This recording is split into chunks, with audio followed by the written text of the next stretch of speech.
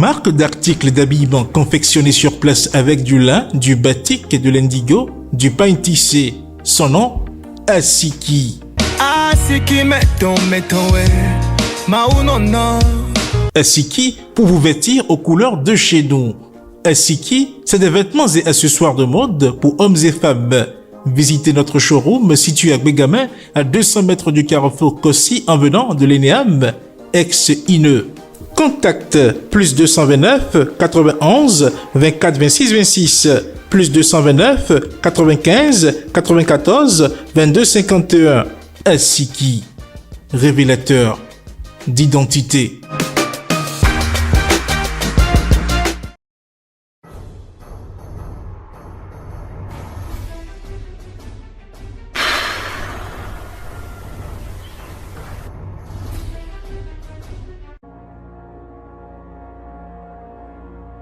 À chacun et à tous, bien le bonjour et bienvenue dans votre émission Tour d'Horizon. Nous démarrons tout de suite par la revue de quelques titres parus ce jour avec Charles Alban Daoui.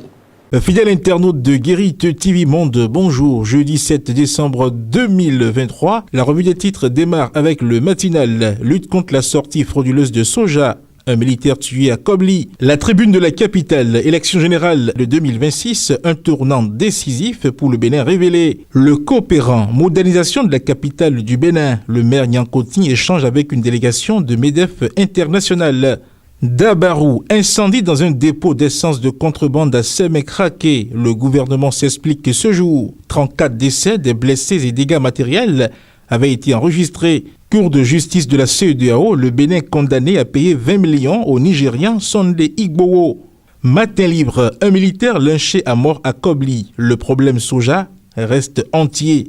Le déchaîné du jeudi, Pépé Soglo, un baobab parmi nous. Détention de Riki à Madougou, le temps passe à 1000 à l'heure. 2023, les agodjiers de la toile. Commerce de produits vestimentaires en Afrique, le transport par valise, l'autre face de la concurrence déloyale.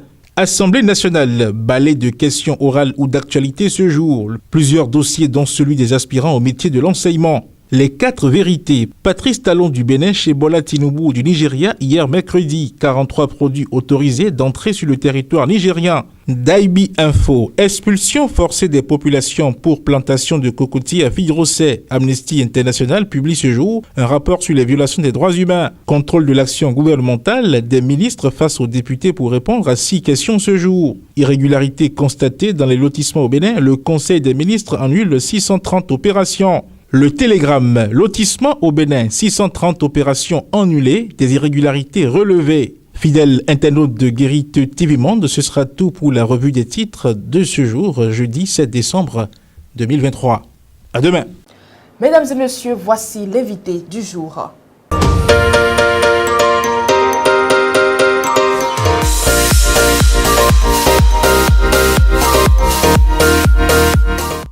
Le pardon, c'est un acte pour oublier ce que tu m'as fait. Bien qu'on n'oublie pas, on connaît ça. Mais je ne veux plus te rendre le coup. Je ne vais jamais penser te rendre le coup à cause de ça. Autrefois, il a dit, dent pour dent, œil pour œil. Et maintenant, les filles de Dieu, en entrant dans le monde, disent, vous avez appris qu'il y a dent pour dent, œil pour œil.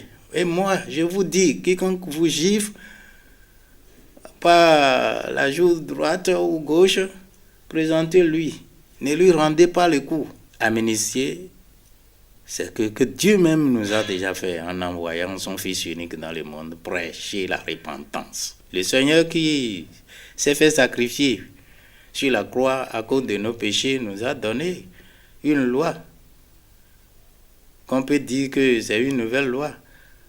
Il a dit, pardonnez-vous les uns les autres comme je vous ai pardonné. Et c'est bon pour la famille, c'est bon pour un pays, c'est bon pour les religieux, les non-religieux de se pardonner. Sinon, le mal ne finira jamais.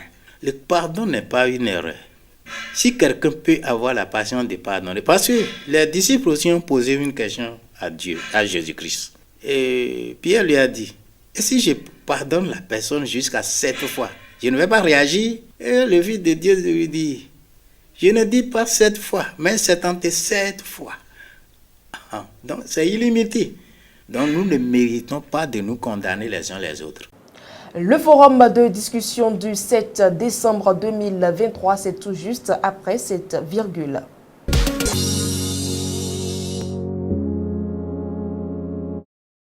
Comme annoncé, nous sommes dans le forum de discussion de ce matin avec Charles Alban Daoui. Charles Alban Daoui, bonjour. Bonjour Latifat Kawedon. Lotissement au Bénin, 635 opérations annulées par le gouvernement en Conseil des ministres ce mercredi. Et oui, c'est la preuve que au Bénin, la pagaille continue en ce qui concerne le lotissement. Et c'est dommage. Vous savez, le lotissement a été suspendu des années. Ça a été lancé récemment. Et il n'y a même pas encore 3 mois. Et puis là, on relève encore des irrégularités si graves. Ça veut dire que la pagaille continue et que les gens qui sont, comment dirais-je, mobilisés pour faire ce genre d'opérations s'en foutent pas mal, de la réglementation, des dispositions qui ont été prises, des tests qui encadrent ce lotissement. Parce qu'on ne peut pas comprendre, mais le lotissement est encadré par des tests dans notre pays. On ne peut pas comprendre que quelque chose qui est encadré et dont les modalités sont clairement définies, que chaque fois quand on lance, qu'on est à vivre ce genre de situation. 635 opérations qui sont annulées, c'est pas bien. C'est de l'argent que ça coûte. Et ce que les gens oublient, c'est que les questions de lotissement au Bénin, ce sont les détenteurs de parcelles qui déboursent de l'argent. C'est eux qui paient de l'argent. Quand on dit qu'on a annulé 635 opérations, tous ceux qui ont mobilisé des fonds pour que ce soit fait, on leur demande de remobiliser d'autres fonds et de reprendre ça. C'est pas sérieux. Je pense qu'au-delà de l'annulation de ces actes-là, il faut que les concernés, les personnes qui ont travaillé sur ces dossiers-là puissent être sanctionnées. Parce que c'est pas la peine. Le lotissement, comme je l'ai dit, est encadré avec des modalités d'exécution, tout ça. On ne comprend pas ce qui se passe pour que chaque fois, quand on parle de lotissement, qu'il y ait toujours des problèmes. Je pense qu'il faut prendre des mesures drastiques et sérieuses. Ceux qui sont mêlés, ceux qui ont été mêlés à ces choses-là, je pense qu'il faut sanctionner. Il faut sanctionner parce que ce n'est pas bien. Le lotissement, ça coûte de l'argent, surtout de l'argent. Aux propriétaires terriens. C'est eux qui mettent les fonds dedans pour que ça tourne. Donc, on ne peut pas dire qu'on a fait sur un temps, on a annulé et qu'après, on va demander aux gens encore de reprendre et puis ils vont encore sortir de l'argent. Ce n'est pas bien. Alors, Charles Alban Daoui, que fait finalement pour régler les affaires de lotissement au Bénin? Vous savez, il y a qu'au début, à la base, les affaires de lotissement telles que perçues, telles que conçues au début, il y a un biais qui est entré dans le jeu. Parce qu'au fait, quand vous voyez les irrégularités qui ont été relevées, il a été dit par exemple qu'il y a des zones agricoles qui ne devraient pas être affectées, qui ne devraient pas être loties. Malheureusement, ça a été loti. Et c'est le problème fondamental en matière de lotissement au Bénin. Quand on parle de lotissement, les gens pensent, ceux qui sont dedans pensent qu'il s'agit juste de morceler les parcelles pour des fins d'habitation. Or, c'est pas ça. Le lotissement, c'est une opération d'organisation spatiale qui définit les zones qu'il faut pour chaque chose. Des zones agricoles, les zones d'activité, les zones d'habitation. Mais malheureusement, quand on dit lotissement au Bénin, les gens ne retiennent que le morcellement des terres qu'on va vendre, qu'on va donner à telle personne. C'est ça tout le problème. Donc, je pense qu'il faut repenser les choses à la base. Et ceux qu'on doit associer aux questions de lotissement davantage, ce sont les géographes. Ceux qui savent que la terre n'est pas une surface plane. La terre n'est pas une surface plane. La terre est une surface avec des reliefs, avec des ondulations. Mais les géomètres qui travaillent dans les opérations de lotissement, pour eux, la terre, c'est comme une feuille plate. Et il suffit de morceler, de couper, de donner. Et on voit des gens qui sont affectés dans les zones inondables. À Porto-Novo, ici, on vit la situation. On ne peut pas comprendre que des cuvettes aient été loties et on a mis des gens dedans et après, ils commencent à crier inondation. Donc, c'est un problème fondamental. Il faut que ceux qui maîtrisent des questions de, comment dirais-je, liées à la géographie, à la topographie, à la géomorphologie, puissent être associés aux questions de lotissement, que ce ne soit pas l'apanage des géomètres qui utilisent leur crayon pour découper les terres simplement, et après on a des problèmes. Donc je pense qu'il faut régler ce problème à la base là, pour que le lotissement ne soit pas perçu comme simple morcellement de parcelles à des fins d'habitation. Non, il faut que ça s'arrête et que vraiment quelque chose de sérieux ça fait. Je pense que le gouvernement est en train d'aller dans ce sens-là, sinon on n'aurait pas annulé ces actes-là. Et je pense qu'il faut continuer, persévérer pour que le lotissement soit vraiment ce que c'est, que le lotissement et qu'on n'ait pas assisté tout le temps à la pagaille que l'on vit. Merci à vous, Charles Albandaoui. C'est moi qui vous remercie. Mesdames et messieurs, c'est la fin du forum de discussion de ce jour. Sans transition, passons tout de suite aux informations sportives. Omar Daf, l'entraîneur d'Amiens, n'a pas du tout aimé la défaite de son équipe contre Troyes mardi à l'occasion de la 17e journée de la Ligue 2. Une défaite de 2-0 à domicile que le technicien sénégalais ne digère pas. C'est une grosse déception. On voulait confirmer après notre victoire de samedi. Malheureusement, avoir la possession sur ce genre de rencontre n'est pas gage de réussite. On a été contré. On a couru après le score et ça a été compliqué, a-t-il déclaré en conférence de presse. Il poursuit, je cite, « Quand on joue face à ce genre d'équipe qui joue le maintien, il faut être hyper prudent. On ne l'a pas été. On s'est beaucoup livré et on a été impatient à 1-0. On n'a pas perdu notre lucidité. On n'est pas resté assez cohérent. La blessure de Sébastien Corchia, touché au genou, ne doit pas être une excuse. J'espère que ce n'est pas trop grave. Derrière, on doit réagir très vite. Malheureusement, le but vient nous sanctionner. Je suis très énervé et déçu. » Fin de citation, a réagi au Madaf, très énervé et déçu. Précisons qu'Amiens est actuellement 11e de Ligue 2 avec 23 points. Nous parlons à présent de Nicolas Pepe qui manquera quelques semaines de compétition après avoir été blessé au ischio-jambier. C'est du moins ça ce qu'on peut lire dans un communiqué publié par son club Trabzonspor. Néanmoins, l'ailier ivoirien garde un espoir de participer à la prochaine CAN. L'ancien Lillois devrait manquer 2 à 3 semaines de compétition.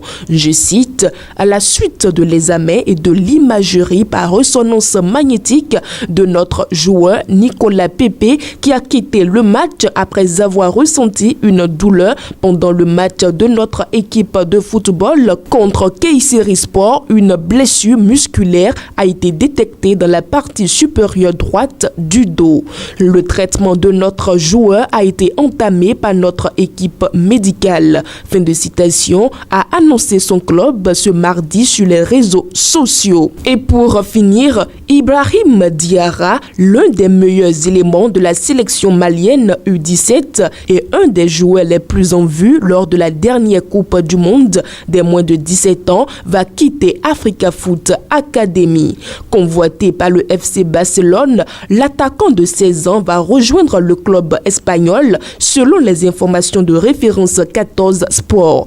Il aurait déjà signé un contrat de 3 saisons avec la formation catalane. Auteur de 5 buts et 4 passes décisives, Ibrahim Diarra a éclaboussé le mondial U17 de son talent et a grandement contribué à la 3e place qu'a occupé le Mali à l'issue de la compétition.